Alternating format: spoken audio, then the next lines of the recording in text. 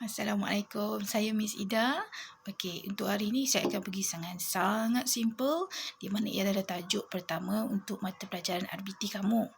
Baiklah, walaupun ia nampak simple tetapi tajuk ini sangat penting kerana ia adalah satu perkara yang kamu perlu faham dan kamu perlu amalkan sepanjang kamu belajar dalam mata pelajaran RBT. Ya, yang mana kamu akan belajar sehingga kamu ke sekolah menengah nanti. Alright, peraturan keselamatan. Peraturan keselamatan kita ada 4 bahagian. Okey, 4 bahagian. Bahagian pertama ialah tentang peraturan keselamatan di bengkel. Kedua, peraturan keselamatan diri. Ketiga, peraturan keselamatan bahan. Dan yang terakhir ialah simbol dan tanda-tanda keselamatan. So, untuk hari ini saya akan jelaskan maksud-maksud peraturan-peraturan dari aspek peraturan keselamatan bengkel. Okey, kamu boleh rujuk buku teks kamu, buku aktiviti pada muka surat 4 dan 5. Okey, terdapat 6 peraturan keselamatan yang perlu kita patuhi. Selain kita perlu tahu, kita kena patuhi setiap kali kita masuk ke bengkel RBT. Okey, yang pertama ialah patuhi semua tanda keselamatan di dalam bengkel.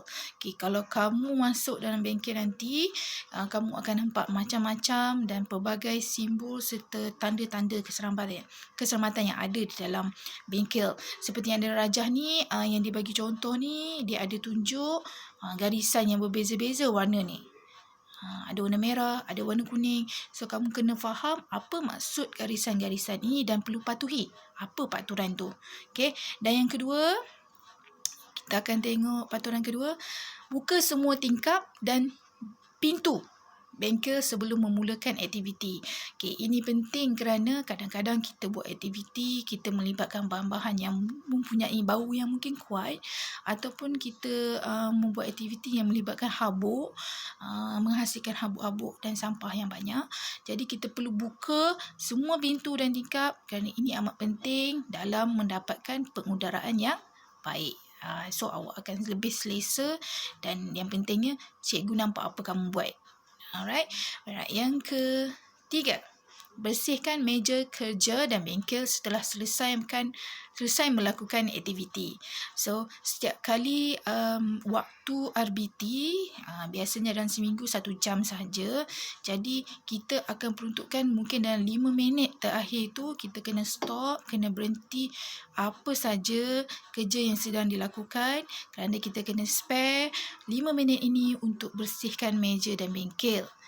Kerana bengkel ni akan juga digunakan oleh kelas yang lain. Okey, peraturan keempat, letakkan beg di tempat yang disediakan.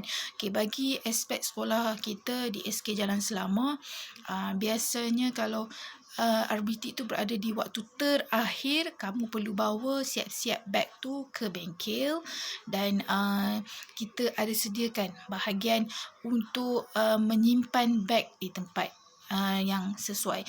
Kalau setakat ni kami cikgu-cikgu RBT khaskan untuk kamu letak beg di pavilion.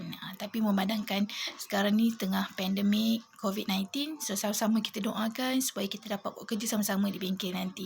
So, ingat ya, letak beg di tempat yang disediakan. Kecuali kalau kelas itu di luar waktu terakhir, mungkin selepas rehat atau waktu ketiga keempat, kamu tak perlu bawa beg ke bengkel. Alright. Peraturan kelima iaitu gunakan alatan dan bahan setelah mendapat kebenaran guru. Maksudnya, kamu tak boleh guna selagi tidak mendapat kebenaran daripada guru. Apa saja, malahan gunting ataupun gam sekalipun, perlu dapatkan kebenaran daripada guru yang ada dalam bengkel. Dan terakhir, patuhi arahan dan makluman daripada guru sebelum masuk ke dalam bengkel.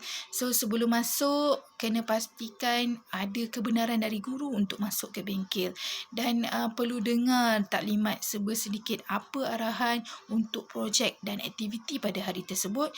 Dan baru kamu boleh masuk ke bengkel. Tak boleh masuk ikut suka. Okay.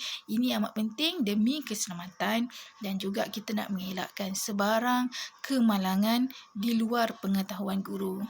Alright, so itu saja untuk hari ini iaitu peraturan keselamatan bengkel. So, sekarang tengok apa tugasan kamu untuk hari ini.